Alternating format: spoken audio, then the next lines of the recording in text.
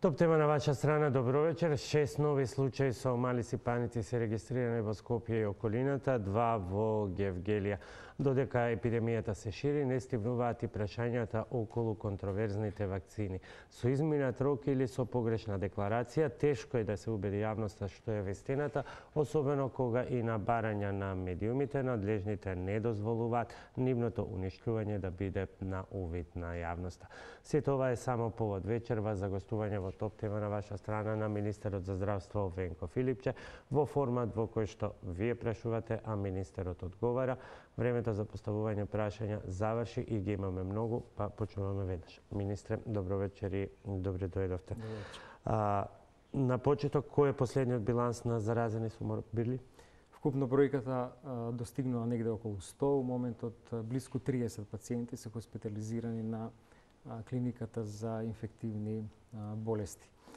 За жал, иако е очекувано, не сакавме ова да се случи. Бројот на случаи секој ден расте на некој начин, секој ден се примаат по 2 до 3, 5, 6 нови случаи на инфективната клиника. Искрено верувам дека бројот можеше да биде поголем, заради тоа што сепак сум задоволен со опфатот на вакцинација, кој што се направи од почетокот од прогласувањето на епидемијата. Најкритичната возраст на деца кои што не се вакцинирани во нашата земја се дечињата од 1 до 5 години деца од предшколска возраст. Очигледно дека родителите чекаат децата да проодат, да прозборат, се плашат да не е таа вакцина од морбили во врска со болеста, најчесто се плашат од аутизмот и веќе е добар офатот со вакцинација кога децата ќе тргнат на училиште. Бројката на невакцинирани деца од таа предшколска возраст изнесува негде околу 11.000. До денес се вакцинирани близко 5.000 деца и тоа е над 40% од вкупната бројка на невакцинирани предшколски деца во градот Скопје. Како и кога е дојдено до оваа бројка сега или таа била позната и претходно и зашто претходно не се реагира? Зашто претходно не се реагирало, треба да каже претходната влада. Падот со опфатот на вакцинација, нискиот процент започна негде у 2014 година, 2013-14.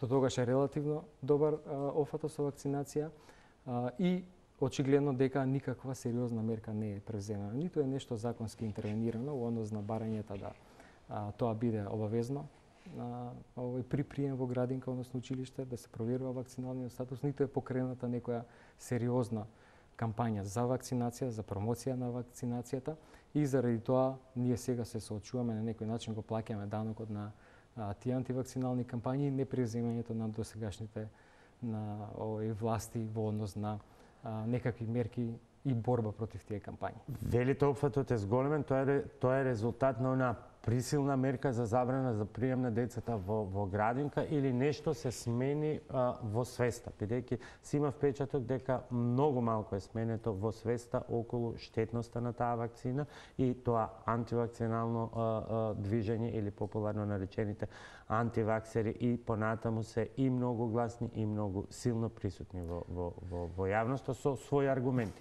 Тоа е глобален феномен. Еве сега сме сведоци пред неколку дена излезе веста дека епидемија на морбили има и во Америка. Во северозападната држава Вашингтон веќе се појавени овие мали сипаници, болест која што исто како и кај нас пред многу години била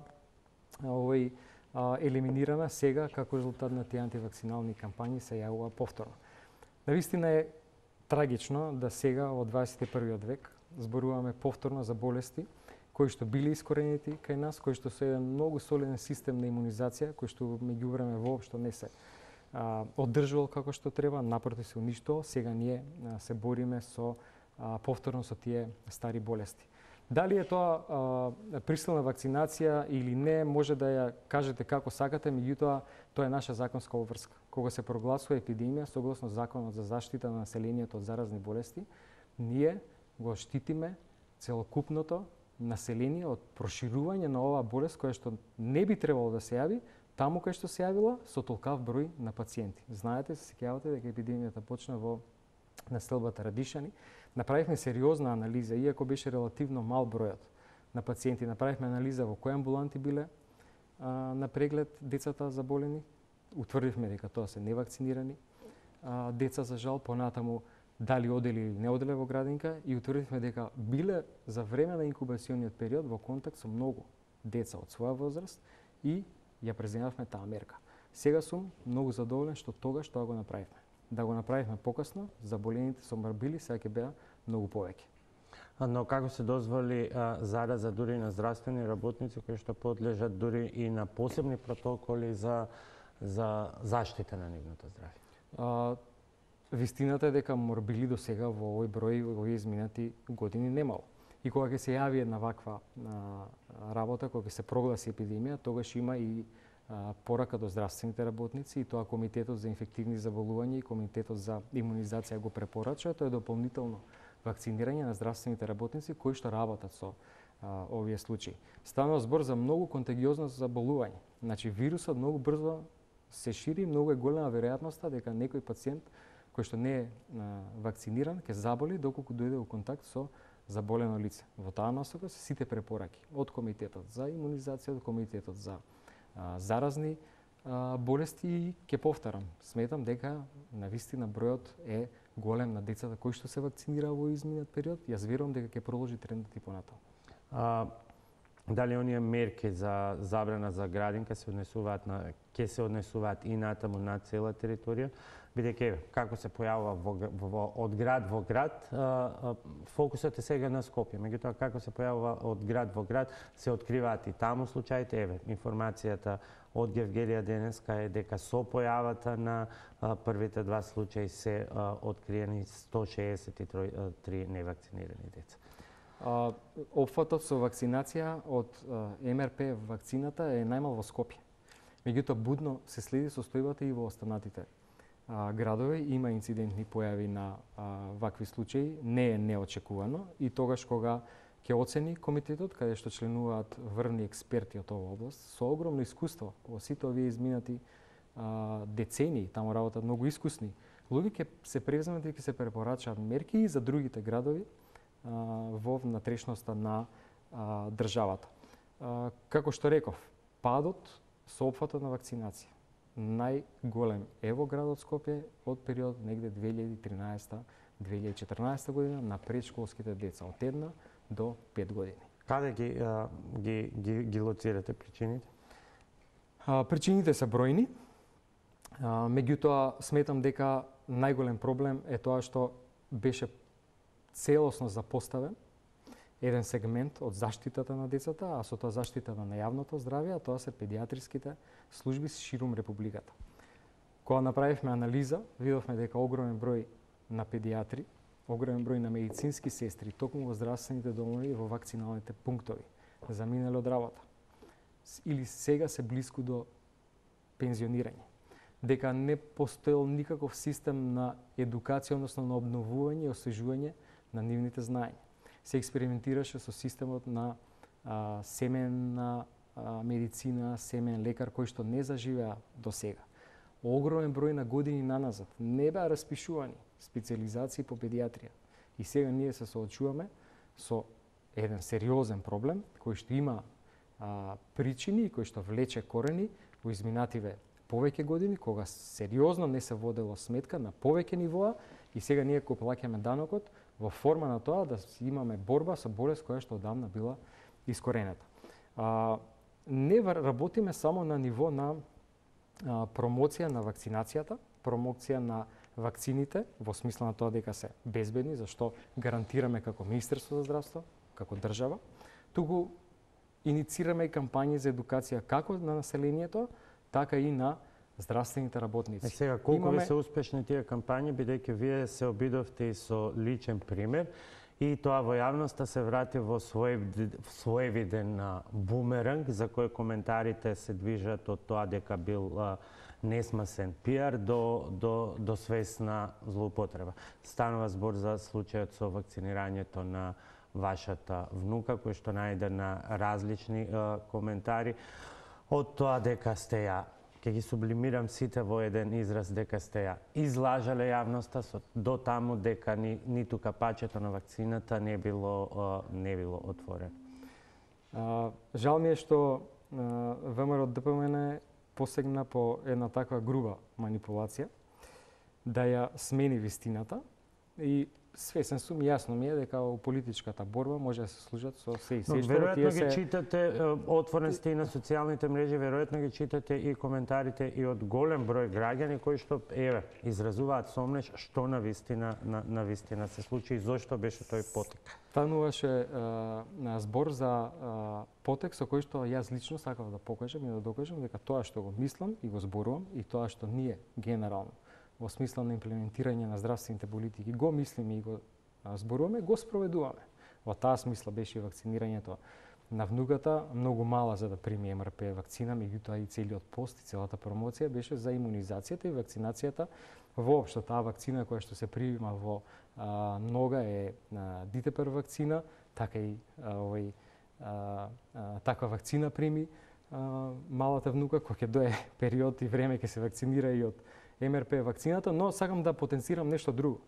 Кога се посегнува кон манипулација и извртување на вистината и обид да се пласира лажна вест дека сум се обидел нешто да ја излажам или да ја изманипулирам, јавноста мора да се свесни, сите што тоа го прават, дека станува збор за многу сензитивно прашање, дека со таквите потези, дека со таквото ширење на лажни вести, дека со таквите обвинувања, дека ниту сум ја вакцинирал внуката, и дека тоа било капаче вршат сериозна штета врз целокупниот здравствен систем, дека се руши довербата на онака расклатениот здравствен систем, дека се загрозува јавното здравје, па тие потези за промоција на јавното здравје, ова е епидемија која што се случува заради сериозен пад на опфатот со вакцинација, тоа значи пад на колективниот имунитет. Бевте ли невнимателен со тоа што не прецизиравте за која вакцина се работи? Од тука имаме и две прашања.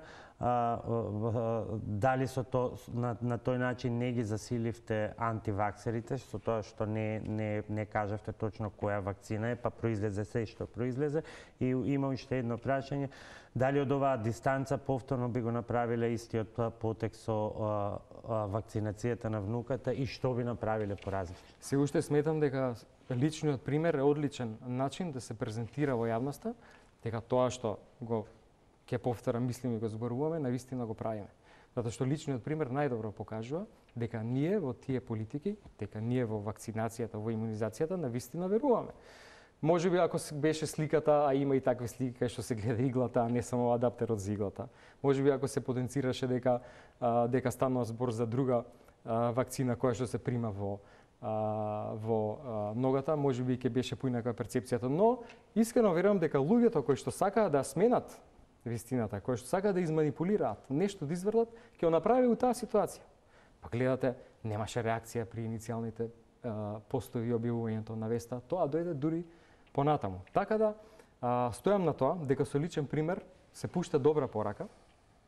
Стојам на тоа дека повторно би го направил истото и навистина ми е жал што и политичките противници, но и антивакцерите посегнуваат по тоа да ја изместат и да извртат вистината заради тоа што не се секирам јас за ударите против мене, но сериозно се руши довербата во здравствениот систем, а тоа го загрозува јавното здравје. Од тој аспект, колку се уште нерасчистената ситуација, дали имавме вакцини со поминат рок или со погрешна декларација, оди во прилог на сето тоа. Ние се уште немаме епилог. Денеска има најава дека и основното јавно обвинителство од Скопје отвара предмет под допрен глас и ќе испитува употребата на МРП вакцината од крајот на 2018 до почетокот на 2019 година.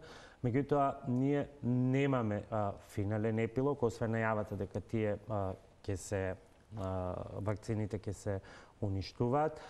На јавноста не е овозможен пристап да ги види. Вие сменивте неколку изјави од одземање, првата директна одземање и на лиценца, па сега само парична казна.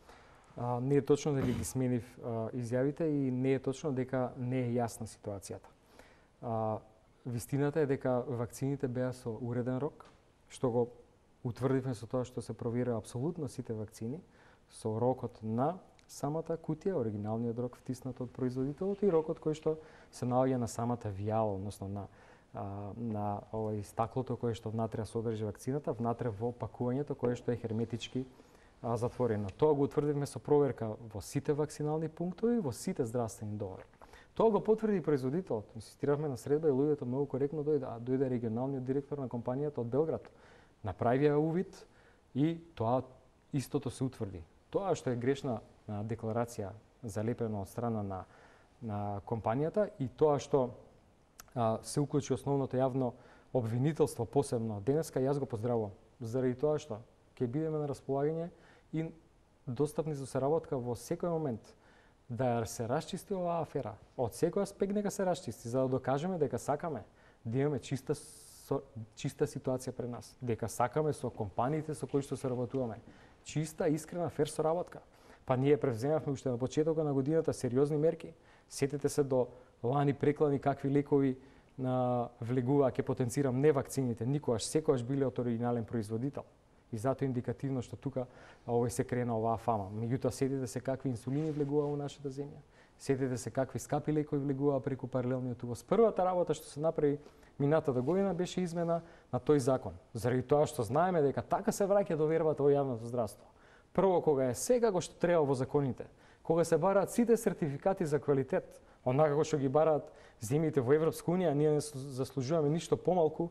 Зашто и како минатата власт дозволила такви увози сомнителни, такви лекови кои што, прашете ги здруженијата со диабет, какви има проблеми при взимањето на тој инсулин. Ние решиме дека ќе застанеме на патот на тоа. И тоа го направивме. И затоа, од сега натаму, во нашава земја се внесуваат лекови сертифицирани, дупло проверени, онака како што се внесуваат во сите земји на Европска унија. Тоа е еден од чекорите со кои што се враќа довербата во нашето здравство. Јас сум свесен дека тоа нема да се случи преку ноќ, но барем почнав. Серија прашања поврзани со ова. Имаше обиди од неколку медиуми, бараа јавно. Зошто јавно пред камери не се покажат вакцините, декларациите и датумот на важноста? Зошто овој пинг-понг меѓу Малмет и Македонија лек, еден дозволува, друг не дозволува, повикување на законски одредби и така натаму? Зборував со директорот на Агенцијата за лекови, така навистина пишува во законот. Имаме средба закажано за утре изутрина да го дефинираме тоа. Лично сметам дека треба да се изрази во пресредна јавност, освен ако нешто не се коси со тоа што основното јавно обвинителство се вклучува во целокупниот процес и ќе отвори истрага, и доколку не се коси со некоја од механизмите или инструментите кои што обвинителството ги има во раце и не се коси со некоја законска одредба по која што работи Малмет, јас ќе инсистирам тие вакцини да се покажат во јавност. Но внимавајте, тие вакцини излегува во јавноста, така почна целата работа. Ние ги видовме на јавните мрежи, па иницииравме контрола. Така јас ја видов сликата на јавните мрежи. Па иницииравме контрола преку државниот санитарен здравствен инспекторат и Малмет. Каде се сега и зошто, зошто се уште овие вакцини се во владение на трговецот, бидејќи според последните информации се во владение на трговецот, а не ги има запленето, така да речеме, Малмет. Сега вклучувањето на ОЈО може да ја одложи само постапката на уништување, бидејќи се тие доказен материјал. Тие се тргнати на страна и така кажува законот. Дека тој што ги донел треба да ги тргне на страна, докога има нешто неправилно, во овој случај грешната лепенка, ќе повторам, за добра вакцина со добар рок, утврдено и од страна на анализа на самите здравствени домови преку проверка и од страна на производителот. Значи, тие работа според позитивните законски прописи. Дали е наплатена казната? Тоа е обврска на Малмет и за тоа ќе разговараме утре и како што кажав, јас се уште ги држам сите опции отворени. Тоа што е во нивни ингеренции, меѓутоа ние од страна на Министерството за здравство сериозно размислуваме и за прекинување на соработката со Македонија лек. Ние сме внимателни да го сторите тоа сега. Ние сме внимателни заради тоа што се уште имаме договор кој што влечеме вакцини од нив. Не икеме да го загрозиме бројот на вакцини кој што треба да биде достапен за нашите граѓани, односно пациенти. Сметате дека сето ова влијаеше на нарушување на довербата? Не, ова е последица на долги години неводење сметка.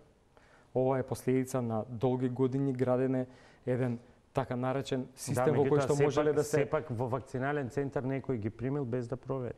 Ние направивме и внатрешна истрага. И самите директори на здравствените домови истражија кој ги примил, како ги проверил. И тоа го утврдија, имаме записници за тие. Кои се санкциите? Работи, сето тоа кога ќе стигне написмено, сето тоа кога ќе го расчистиме со основното јавно обвинителство, ќе го земеме предвид и ќе преземеме. Добро, обвинителството се вклучува денеска како што е службеното соопштение. Веројатно размислувавте за санкции кон оние во здравствениот систем што сгрешиле вчера и завчера. Размислував и многу порано, уште на самиот почеток, санкциите и какви ќе бидат. Вклучувањето на ОЈО е сосема друг аспект, кривичен. Вие имате сосема други инструменти на располагање. Ќе се повика на одговорност сите кои што требале да ги регистрираат овие вакцини, а не го направиле, тоа у моментот кога ќе ни дозволи ова истрага на основното јавно обвинителство. Доколку може и доколку немаме никаква компромитација на тој процес, уште многу скоро.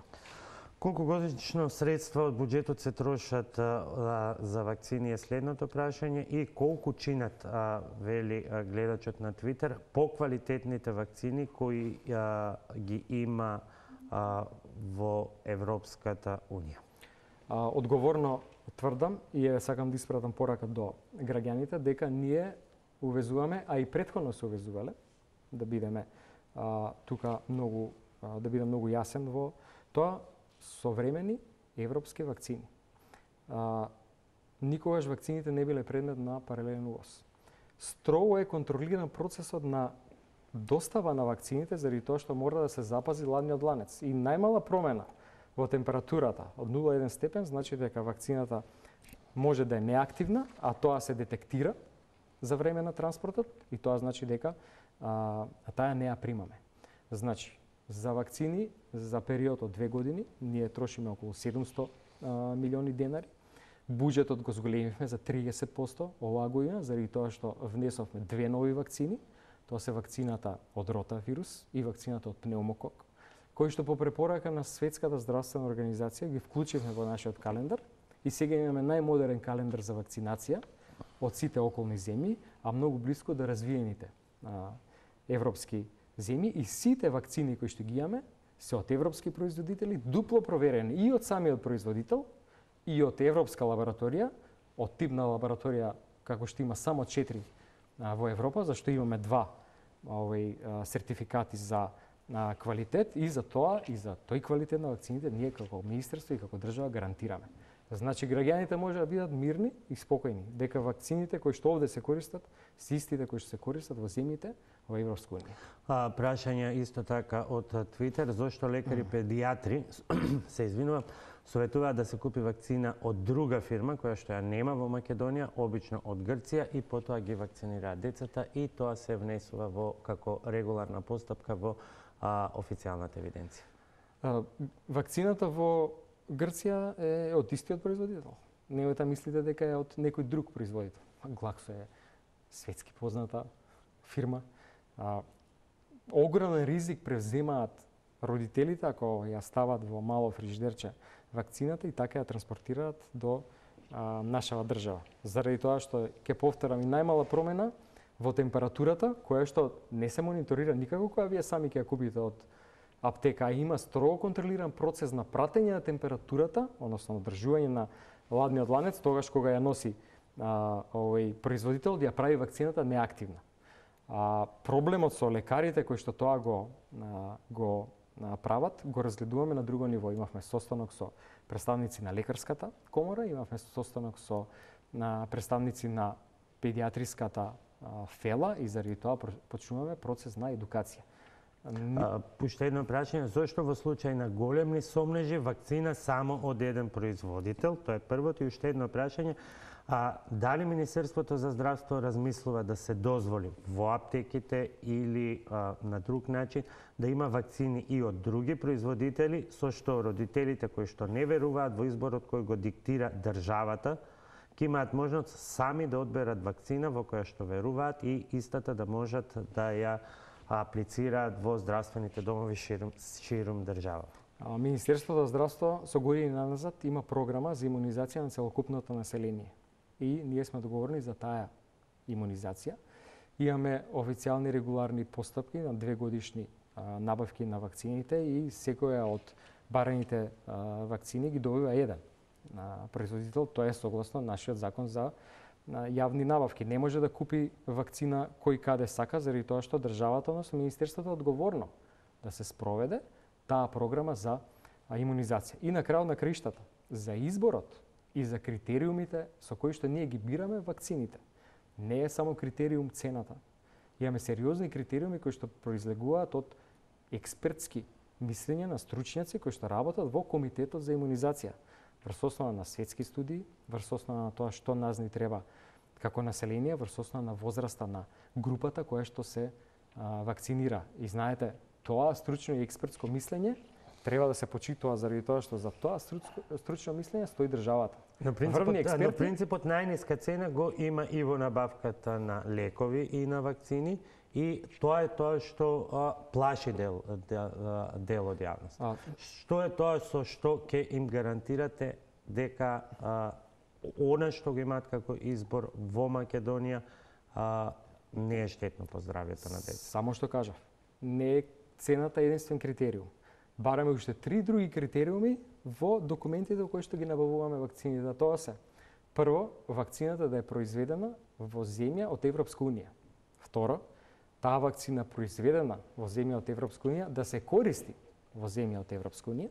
И трето, да ги има двата сертификати за квалитет, така како што тоа се бара во земјите од Европската унија, а тоа значи дека за квалитетот на вакцината прво гарантира самиот производител, а второ гарантира лабораторија која што непосредно после производството таа вакцина ја испитала и точно стои за составот и за активноста на активната супстанца, односно на биолошката. Што со оние родители кои и натаму ќе одбијат вакцинација? Вие имавте некаква идеја за вакцинирање и во училиштата, ви испратија предупредување дека тоа е кршење на човековите права, на правата на родителите. Како сето тоа ќе го изведете? Напротив, тоа не е кршење на ничии права. Па, токму спротивното, невакцинирањето е кршење на сите принципи на одржување на колективниот имунитет и на јавното здравје. Никој нема право да со своја волја го загрози правото на детето да биде здраво. Уставниот суд одлучувал по неколку преставки, ги најдовме тие преставки. Јавното здравје е врвен приоритет и наша задача како министар за здравство со сите инструменти кои што ги имаме во раце, со сите можности, механизми на делување, имаме обврска тоа да го спроведуваме. Како и кој ќе одговара за правата на децата кои што не може да се вакцинираат, заради тоа што се болни од некоја болест, имунокомпрометирани и така натаму. Има дете кое што не може да се вакцинира, заради тоа што има таква здравствена состојба, а сега заболе од морбили. Па кој ќе ја преземе одговорноста за тоа дете? Наша обврска е да го чуваме јавното здравје. И ќе повторам, и Уставниот суд одлучувал по неколку преставки на луѓе кои што не сакале да ги вакцинираат своите деца. И има заклучено дека правото на здравје на детето не може да го загрози ниту волјата на родителот. Колку рековте дека остана невакцинирани? Од вкупно 11.000 деца во Скопје, од 1 до 5 годишна возраст, од вкупно 40.000 деца, значи негде близку 20 и нешто проценти невакцинирани, се вакцинираа близку 5.000, значи близку половина од невакцинираните. Ке кажам, задоволен сум, но сакам да продолжи и понатаму. Ако таа половина се дел од упорните антиваксери, како ќе ги убедите? Прво, нема да се примаат во градинка деца кои што не се вакцинирани, да не ги повторувам аргументите зашто тоа го испроведуваме. Меѓутоа, ние сме отворени за комуникација. Па ние сакаме да им укажеме, да им докажеме дека антивакциналните ставови и кампањи се темелат на псевдонаука. Планиравме да направиме и средба со тие здруженија и да им објасниме, да ги слушнеме нивните ставови на што се должат. Да им укажеме и да им докажеме дека грешат. И тоа ќе го направиме у следниот период. Само малце да се стиши работата околу овие активности во врска со новите случаи, во врска со третманот и ние ќе ги ангажираме и експертите во такви кампањи. Преминуваме на втора исто така актуелна тема и според интензитетот на прашањата, аерозагадувањето.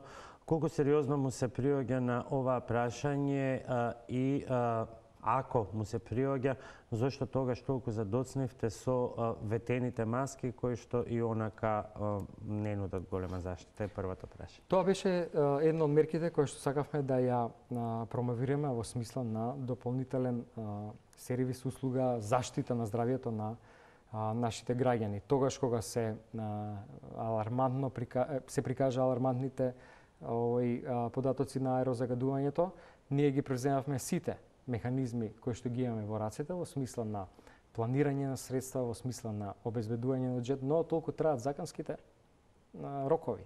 Требаше да се обезбеди буџетот, требаше да се смени планот за јавни набавки, тоа досега не беше во планот за јавни набавки и сакаме ова да биде континуиран процес. Ова да го правиме секоја година, заради тоа што тие хронични болни навистина заслужуваат дополнителна заштита. Но вака маските ќе стигнат напролет и оваа интервентна мерка многумина ја толкуваат како несериозна шега. Зошто немаше интервентен увоз, например? Знаете, многу бевме експонирани, критикувани за интервентни увози, за сомнежи во набавките и така натаму. Значи сега правиме постапка која што е јавна, отворена, транспарентна, која што не е интервентна, за да не се толкува дека ние ова сме го направиле, заради тоа што сакаме да набавиме маски. Ја преземавме и се уште преземаме одговорноста дека се што правиме у нашите планови, успроведувањето на политиките за унапредувањето во јавното здравје е со цел да се унапреди здравјето на нашите граѓани. Но ние мора да ги почитуваме законските рокови и обврски. Сакаме да направиме нешто, ова е една нова мерка. Јас верувам дека ќе влезе и мерка која што ќе се спроведува секоја година, заради тоа што тие пациенти со хронични болести, ова како дополнителна мерка, навистина го заслужуваат. Алармантно прозвучен изјавата деновиве на професор доктор Бети Дејанова дека при испитувањата на интоксикација на лица кои што ги прават во нивните лаборатории кај студентите, забележани се интоксикации со цијаниди, односно роданиди во плунка, нешто што според нејзиниот изјава не се има случајно во изминатите 30 години. Сите се студенти од Скопје, значи тука живеат, и ова некако се поврзува директно или индиректно со како можна последица од загадувањето. Дали сте запознаени со овие истражувања, дали во меѓувреме разговаравте со професорката? Ги прочитав овие изминати 2 дена, тие резултати објавени во од испитувањата кои што ги спровеле. Знаете, тоа загадување остава последици по многу системи во човековиот организам и затоа ние како влада веќе го ставивме борбата против аерозагадувањето како приоритет. Сите овие мерки ние како Министерство за здравство што ги превземаме се унасока на заштита на здравјето, меѓутоа не решава суштината на проблемот, зашто има други мерки кои што веќе активно се спроведуваат, меѓутоа свесни сме дека е тоа процес и дека е тоа процес во кој што доколку не се почне интензивно да се работи, за кратко време нема да е резултати. Затоа ние интензивно почнуваме да работиме на искоренување на причините на аерозагадувањето, а со цел да се спречат тешките... Која е алтернативата за граѓаните? Повеќе овошје или оние препораки кои што некогаш изгледаат апсурдни, бидејќи во сезона на грип вие лекарите велите почесто проветрувајте, а еколозите, односно Министерството за животна средина, поради енормното загадување вели не отварајте прозорци.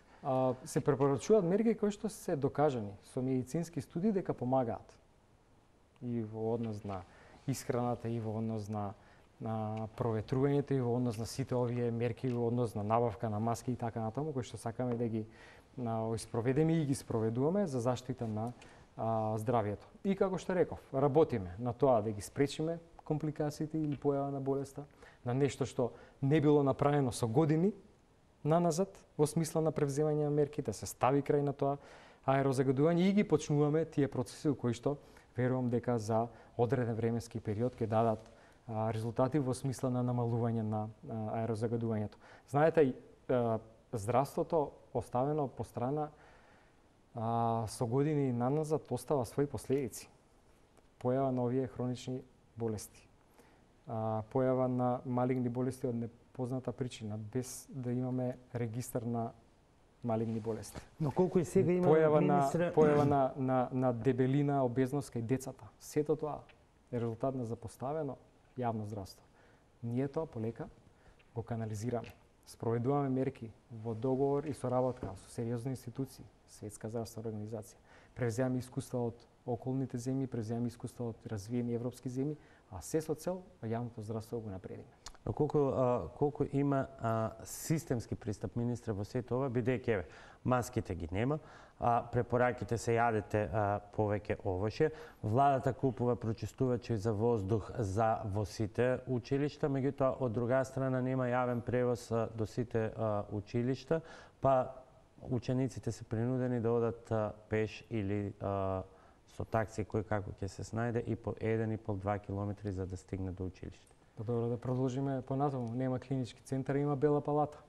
Каде биле сите тие инвестиции и каде била стратегијата? Можеме да очекуваме системски пристап, бидејќи ако се вратиме назад ќе видиме.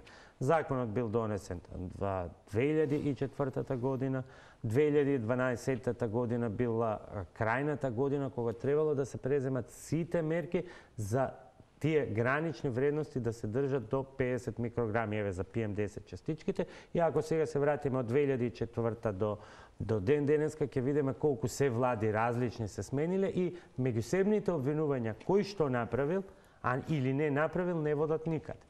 Да, меѓутоа од фактите не може да избегаме. Еве, кога ќе го спомнете, меѓутоа и да не биде дека бегам од темата, во однос на сакав да спомнам за клиничкиот центар, но може да го спомнеме тоа понатаму. Системските промени почнуваат од промените во законите и инвестицијата во луѓето. Затоа, во однос на лековите, го сменивме законот за паралелен увоз. Во однос на инвестиција во здравствените работници, правиме вработување, правиме инвестиција во платите на здравствените работници, направивме промена на законот за здравствена заштита. Во однос на осовременувањето на позитивната листа на лекови, која што, внимавајте, не е промената 10 години. Правиме измени во законот за здравствено осигурување. Па колку лекови нови излегле за овие 10 години, кои што би можеле да им бидат достапни на нашите пациенти, а не им се. Тоа се тие системски промени кои што ние веќе почнавме ги правиме. За жал, зима време. Не можеме да смениме све преку ног, но барем сме на добар пат и сме сигурни дека вистинските чекори во насока на правење на добри темели, на суштински, вистински реформи, ние веќе ги преземавме и некои се веќе реализирани, а некои се при крај да се реализира. Имаме многу поединечни прашања на различни теми, но претходно на уште една тема која што деновиве предизвикува интерес, а тоа е детската кардиохирургија. Министре, што е јавно-приватно партнерство? Јавно-приватно партнерство е еден процес кој што сакаме да го спроведеме во нашиот здравствен систем, заради тоа што веруваме дека за одредена струка парите кои што се трошат навистина може да бидат искористени поефикасно.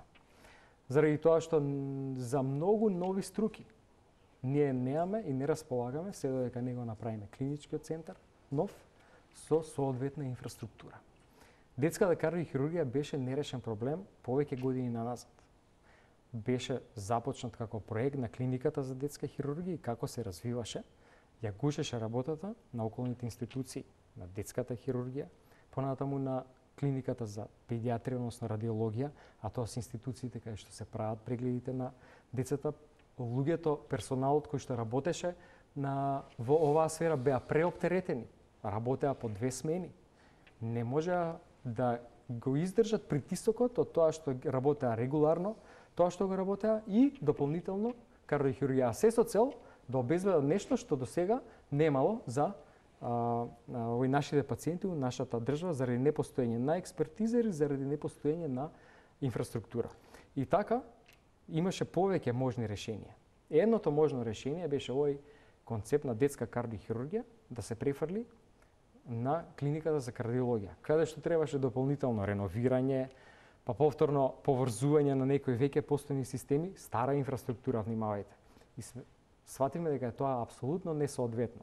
И колку да пробаме да ја таа инфраструктура закрпиме на некој начин, никогаш нема да ги постигнеме оние услови за лекување кои што ги има во приватните болници кои што, внимавајте, кај нас се акредитирани по JCI стандардите, нешто пошто се систем по кој што се акредитирани најсовремените светски и европски овој болници. Затоа се решивме на овој чекор, оваа услуга од сега за нашите деца на сметка на фондот без ни еден денар доплата да се спроведува од наш кадар, кој што во моментов работи и на детската клиника државна и во приватната на болница Жан Митрев, значи го спојуваме знаењето на нашите луѓе, македонци, врвни експерти во таа област, во услови како што ги има во Америка или во современите европски земји. Од тука почнуваат нејаснотиите во јавноста. Бидејќи доктор Чадиковски, тројца педијатри, тројца анестезиолози, 2 медицински сестри од 1 февруари си одат од јавното здравство. Тие се формално правно вработени во приватната клиника. Она што јавното здравство ќе го добие е бесплатното лекување, интервенциите врз децата. Но јавното здравство губи професионалци. Како губи професионалци? Затоа што овие 7 луѓе се вработени на приватна клиника. И работат со деца кои што досега биле лечени на едно место, за кои што сметаме дека не е соодветно, на друго кој што знаеме дека е соодветно. И имаат истата експертиза. Истиот тим им е на располагање. Дополнително зајакнат од експерти кои што досега работеле само во приватна болница и биле достапни само за пациенти кои што плаќале од джеп. Тоа е партнерството. Тоа што фондот се отвора за соработка, за да им плати услуги на нашите пациенти во добра инфраструктура. Заради тоа што ја спојуваме експертизата и на докторите кои што досега работеле во јавното здравство и тие кои што работеле во државното здравство. Тоа е партнерството и тоа е придобивката. Во добри услови, наша експертиза, без дополнителни трошоци за странци кои што сега сме ги плаќале да работат со нашите доктори. Не само што е ваша експертиза. Ако 7 луѓе, еден детски кардиохирург, тројца педијатри, тројца анестезиолози, 2 медицински сестри во кои што и оваа држава вложувале. Од 1 февруари се вработени во приватна клиника, тогаш тие веќе не се ваши, тие не се на јавното здравство. Грешите. Тие се на приватната клиника. Она што државата го добива односно им го плаќа е бесплатното лекување на тие деца. Но овој кадар повеќе не е ваш, тоа е собственост на клиниката. И со формално правниот договор. Токму тоа е суштината на приватното јавно партнерство. Без разлика каде се докторите вработени, да бидат достапни за сите. И фондот да ги купи услугите таму каде што се најдобри, таму каде што очекуваме најдобри резултати. Но ќе ви кажам каде е забуната. Досега беа така направени така беше структурирано функционирањето на приватните болници, да ги земаа врвните експерти од клиниките и наеднаш станаа достапни само за луѓето кои што можеа и треба да платат од джеп. Без разлика на тоа што до сега плаќале здравствено осигурување цел живот. И ние сега тоа го менуваме. На тие доктори, наместо да реновираме некои објекти за кои што знаеме дека колку и да ги реновираме у постојниот кампус, зборувам, нема да ги достигнеме овие условите кои што ги има у приватните болници, ги правиме достапни за граѓаните, односно за највулнерабилната група. Јас би бил среќен, само уште еден краток коментар. Јас би бил среќен кога би можеле на сите пациенти тоа да им го возможиме. Но рековме дека ќе почнеме со децата, како најкритична, највулнерабилна група, таму кај што треба најголемо внимание, а после ќе видиме у која насока во соработка со AFC Светска банка во развивање на овие модели кои што впрочем во нивното искуство па се имплементирани у земјите у регионот, па така Турција со овие модели на приватно јавно партнерство го достигнало ова ниво на медицината кое што го има сега. Но ако така се продолжи од област во област, што ќе остане да се развива во јавното здравство, во клиничкиот центар, кога ќе го направите. А што ќе останеше ако доктор Чедиковски заминеш у Германија? Зошто го изгубивме нашиот експерт. И тука има контрапрашање, зошто не се искористија на пример средствата кои што беа обезбедени од ТИКА за тој центар да биде во рамките го анализиравме на тоа и ви одговорив на тоа прашање. Колку и да се реновираше тој објект, никогаш немаше да се достигнат JCI стандардите. Зашто станува збор за една сериозно стара зграда, која што колку и да ја реновирате, никогаш нема да направите така, како што се овие болници. Па знаете, у приватните вистински болници прозор не можете и не смеете да отворите. Така е регулиран протокол на воздухот. Значи, тоа се стандарди светски и не може европски. да ги затворите, бидејќи не диктуваат. Прашање од Ана Павловска Данева. Кој е правниот основ за пренесување на детска кардиохирургија од јавното во приватното здравство? Што содржи конкретниот договор? Тоа е нејзиното прашање. И има уште едно дополнително прашање. Која е гаранцијата дека оние деца кои што сега чекаат на таа листа по преминувањето на овој кадар во приватна болница нема да бидат запоставени на сметка на приватни пациенти од други држави или од странство? Тоа е Како се правно регулирани овие односи? Правното регулирање го прави Фондот за здравствено осигурување преку договорот кој што веќе го има со приватната болница за детска кардиохирургија, со тоа што сега се проширува бројката на деца. И тука е чисто и кристално јасна правната рамка. Ние водиме сметка за сите пациенти, па Министерството за здравство не е одговорно само за државните болници, одговорно и за приватните болници. Јас одговорно ви тврдам дека нема да има апсолутно никаков проблем, заради тоа што истиот систем кој што веќе постои од една инфраструктура го селиме во друга. И затоа е тимот таму, затоа што е тоа уигран тим. Доктор, медицинска сестра, анестезиолог, педијатар, тие добро знаат како работеле, што работеле. И сега, пазете, имате идеални услови за работа. Па тоа е стимулација за кадарот да се работи во такви добри услови, во така добро организиран систем. Што е со фактот што дел од овие лекари кои што се професори нема да ми апсурдна е ситуацијата, но еве и вие велите така вели законот. Не може да бидат професори на медицинскиот факултет во Скопје, ќе може да бидат во Штип, но не и во Скопје. Да, ви кажам дека и работиме да го смениме и тоа. Имавме неколку состаноци со министерот за образование, Арбер Адеми, и разговаравме за тоа кои се тие не се законски пречки во овој случај, тоа се некои правилници донесени многу порано, кои што на професорите на медицинскиот факултет во Скопје им забранува да бидат професори во другите институции, притоа им забранува на професорите и наставници кои што отишле во приватните болници да бидат наставен кадар и понатаму на нашиот медицински факултет и ќе работиме да го смениме и тоа. Тука беа и моите дилеми, а и дел од дилемите во јавноста. Вие му давате единствен детски кардиохирург на приватна клиника, во меѓувреме тој нема да може да биде професор на Скопскиот универзитет, каде што има задолжителен предмет детска кардиохирургија, но ќе може да биде во Штип. Од тука беше и моето инсистирање на прашањето, тој повеќе не е ваш, односно не е на јавното здравство и не е на државата, ако се односите вакви. Боби наше, Чиф.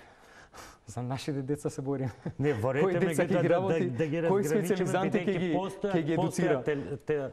Па ако не може да предава на Скопски универзитет, тоа е навистина голем проблем. Како што кажав, да, така е во право си, така беше и така е сега, меѓутоа тоа ќе го смениме.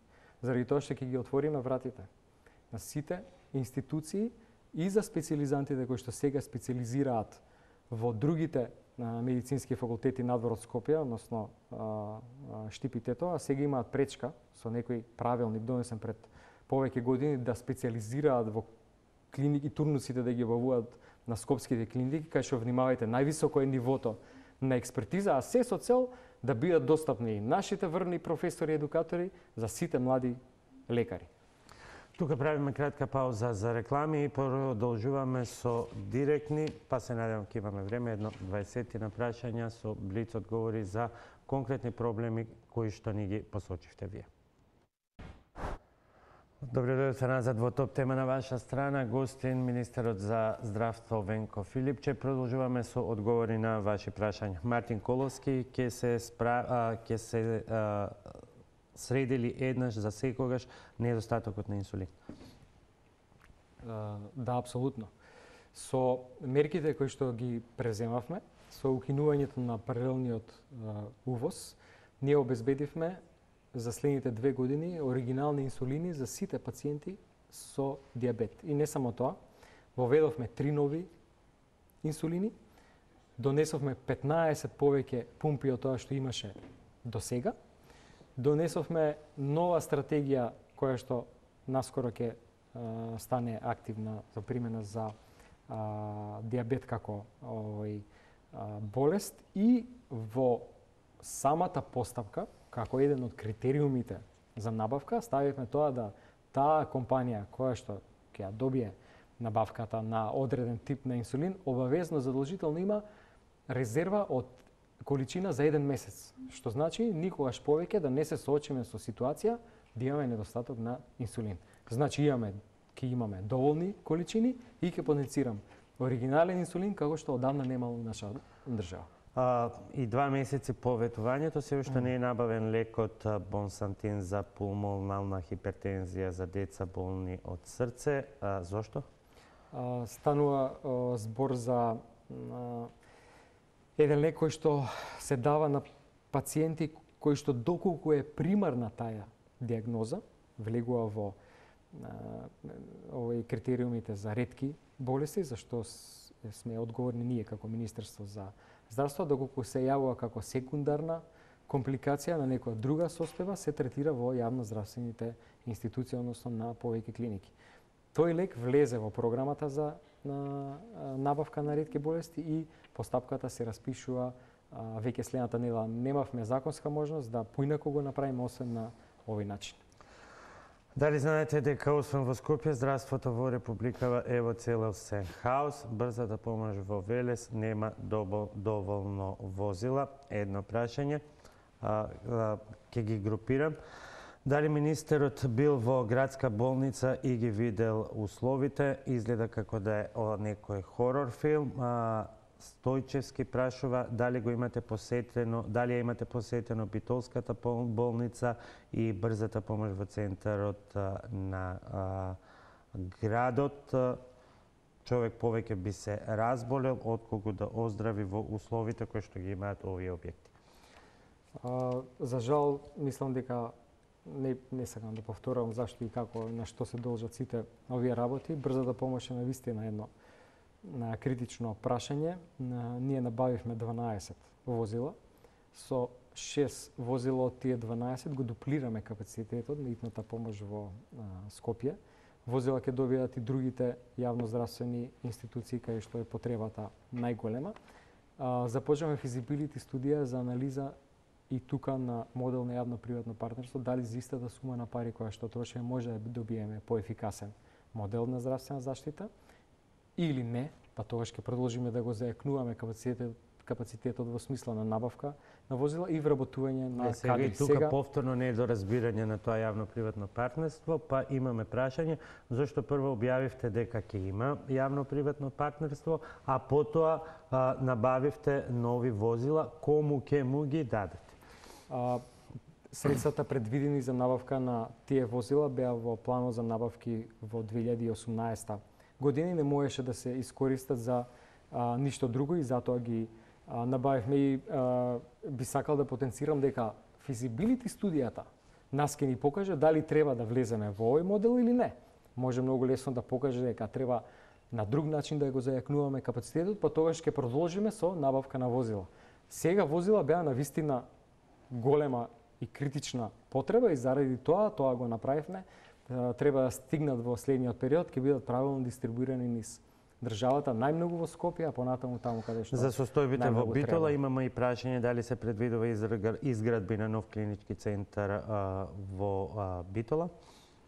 Не, Битолската болница сосема доволна за капацитетите на целиот тој регион. Тоа што сега ќе го промовираме со работа е новиот онколошки центар, таму е акселераторот за зрачење веќе инсталиран, потребно да се купи апарат за компјутеризирана томографија и потребно е да се прима дополнителен број на лекари и медицински сестри. Тоа ќе го направиме веќе на почетокот на годинава, односно во месеците кои што следат. Со тоа Битола ќе добие еден онколошки центар и пациентите нема повеќе да има потреба да патуваат за таков третман во Скопје. Планирањето, третманот со лекови, зрачењето и сите контролни снимки ќе се прават во Битолската болница за целиот тој регион. На тој начин ќе ги скратиме листите на чекање и ќе го приближиме сервисот до граѓаните поблиску. Зошто се откажавте од реконструкцијата на поликлиниката во Бутел, заедно со целиот пакет на планирани други реконструкции, клиника Саре, амбуланта Бардовци, Ѓорче Петров Карпош, Лисиче, Автокоманда и има тука многу повеќе гради? Не, тоа е планот за јавни набавки, заради тоа што бројни од овие објекти кои што ги спомнавте, всушност се почеток на проекти. Значи, за многу од овие објекти нема ни проекти. Кога ќе се завршат проектите, тогаш по систем на приоритизација, а согласно локалните услови во самите амбуланти, ќе кажеме каде ќе започнеме реконструкцијата. За жал, не можеме да започнеме реконструкција на сите амбуланти наеднаш и затоа ќе видиме каде е најкритично. Македонка Икономова Давчева ве подсетува на ветување дадено од последно гостување во наша емисија, докаде е постапката со бесплатни перики и нараквици за лимфадем, кои ги ветивте? Тоа веќе се спроведува. Измената во тој правилник во фондот е веќе направена. Така да сите тие помагала на пациентките кои што се оперирани од рак на дојка им се достапни. Зошто не функционираат ни оние малку работи што функционираа претходно како мој термин? На патологија се чекаат резултати со месеци. Зошто? Резултатот или никогаш не доаѓа или е предоцна за пациентот? Не е точно дека никогаш не доаѓа пациентот и од моје лично искуство и вака од се мисли дека е предоцна, односно дека на некои пациенти дури да им дојде, така е поставено прашањето. Знаете што има одличен сервис за патолошко-хистолошка анализа на институтите во склоп на медицинскиот факултет. Многу често на барање на докторите се приоритизираат некои анализи, а заради тоа што за одредено краток временски период некаква терапија треба да се спроведе. Не би рекол дека има навистина кој знае колку долго чекање, тоа го знам од лично искуство и увид во тој процес. Дали кога ќе бидат набавени потребните лекови за заболените од рак на бели дробови, кои иако се на позитивната листа од фондот ги нема со месеци? Еве што беше проблемот. Бројот на заболени од бели дробови за жал е многу голем во нашата држава. Има терапија која што е на позитивната листа, меѓутоа има и современа терапија која што не е на позитивната листа од причини кои што ги спомнавме претходно и клиниките ги набавува со така наречени условни буџети. И затоа ние во следниот период ќе направиме централизација на таа набавка, односно од сите буџети, редовни и условни, на сите 4 клиники во Скопје и 2 клинички болници кои што даваат таква онколошка терапија, ќе направиме групна набавка со цел прво да ги унифицираме цените, заради тоа што затекнавме дека различни лекови една иста компанија на различни клиники различно ги наплаќа. Понатаму многу тешко се контролира количините.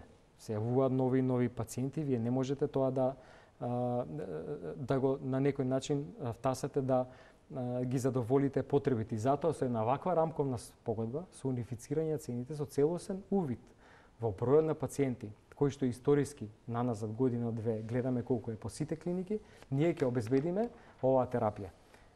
Уште еден огромен бенефит би сакал да потенцирам, а тоа е тоа што со оваков тип на набавка ние ќе имаме 40 нови молекули. Значи веднаш после овој тип, пристап на набавка на скапите лекови, за нашите пациенти ќе бидат достапни 40 нови цитостатици. И тоа е огромен бенефит.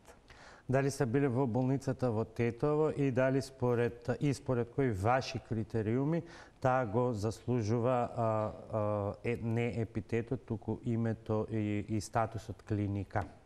Тука се едуцираат студенти. Тука е институција во која што има еден сосем нов дел, кој што сега планираме да го опремиме. Станува збор за еден ургентен центар со операциони сали и болнички соби и места за кревети за интензивна нега. Прилично сум сигурен дека на крајот на оваа година Тетовската болница ќе прерасте во навистина голем регионален центар во кој што ќе се даваат услуги и ќе се спроведуваат методи во специјалности кои што до сега не се спроведуваат и веќе почнавме со тоа на крајот на минатата година за прв пат во Тетовската болница експерти од Скопје во областа на травматологијата и ортопедија во постојната инфраструктура работеа со докторите од Тетовската болница на тој начин на пациентите од тој регион, давајќи им услуга за која што до тогаш тие треба да патуваат во Скопје. Тоа е еден од моделите на соработка, на префрлање на лекарите и на нивно повремен престој во другите болници ширум државата, да им се приближи услугата на нашите пациенти за која што до тогаш требале да патуваат во Скопје, а заради недостаток на прво бројка на лекари и сестри и друго соодветно ниво на експертиза.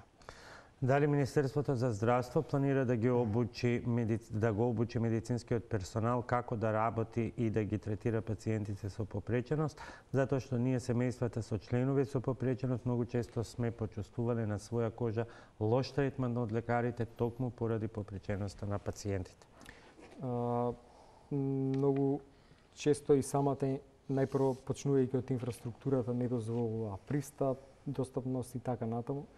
Тоа е една од причините зашто сметаме дека требаме и се фокусираме на изградба на новиот клинички центар, кој што треба да биде една модерна зграда, која што ќе има интегриран тип на здравствена услуга, во која што здравствените работници на секој ниво, од врвните професори, лекари, општи лекари, медицински сестри, болничари и така натаму ќе бидат соодветно тренирани и на поинаков систем на менеджмент на работниот процес и на проток на пациентите ќе пружиме услуга за сите пациенти без разлика на проблемот кој што го имаат. Тоа за одредени струки, за одредени специјалности.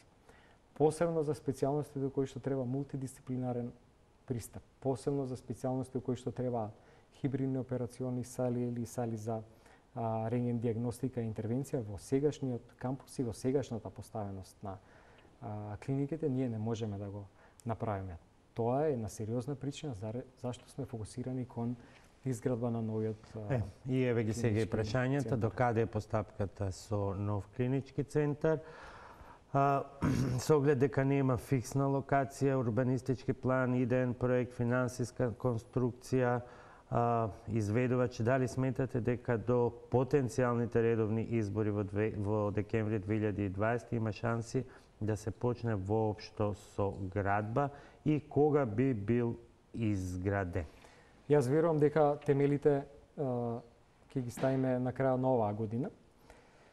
Имаше донесена одлука тоа да биде населбата Злокуќани, меѓутоа во меѓувреме стигнаа и две други понуди од две други општини, едната од општината Ѓорче Петров и другата од општината Петровец. Се направи работна група во Министерството за здравство, која што се членуваат експерти од различни области, архитекти, урбанисти, инженери и така натаму, кои што прво разви соодветна методологија по кој што ги анализираше и бодуваше сите три локации.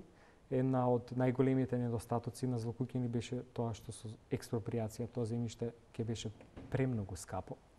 Една од најголемите недостатоци на локацијата во општина Петровец се тоа што е блиску до аеродромот, тоа што е во зона на прелети, мочурливо земјиштето и така натаму. И врз основа на таа методологија најголема предност има локацијата во општината Ѓорче Петров. На идеално место, веднаш до обиколницата, таму каде што е во ружата на ветрови, па има и чист воздух, скоро никогаш не е замаглено и според таа методологија, таа локација има најголеми шанси да биде местото каде што ќе биде лоциран новиот клинички центар. Има ли некаква динамика што како ќе се одвива од проектна документација до тоа што велите удирање на темели па до завршување на Разгледуваме повеќе опции, само да уште една реченица, и самата општина работи на утврдување на урбанистички план на тоа место, а ние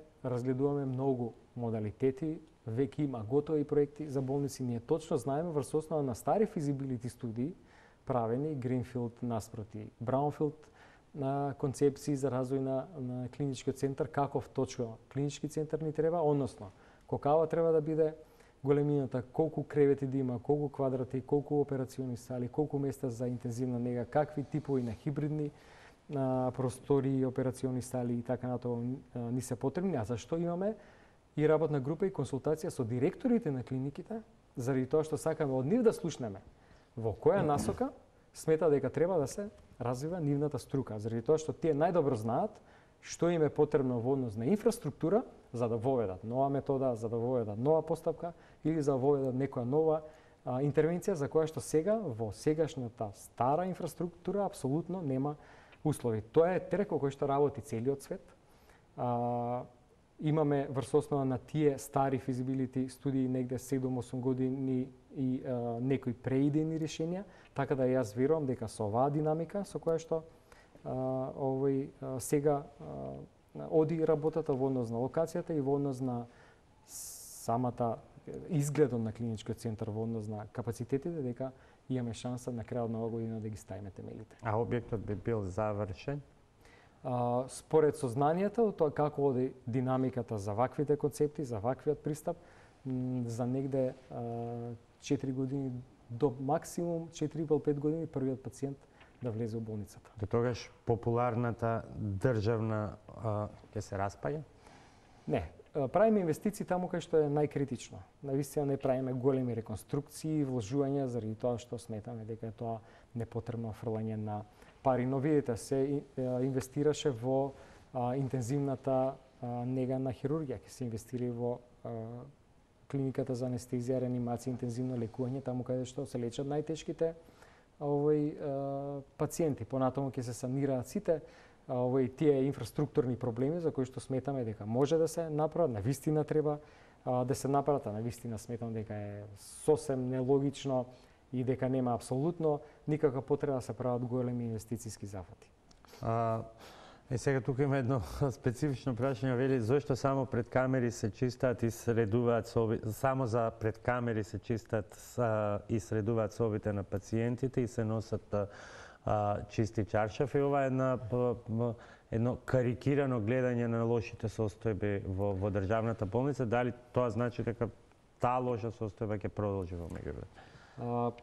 Јас сум свесен дека здравството има навистина нарушен углед заради лоши грешни политики, заради тоа што е таква перцепцијата, заради тоа што не се стави фокус во јавното здравство сите овие изминати години наназад во смисла на тоа да се инвестира вистински и правилно во инфраструктура.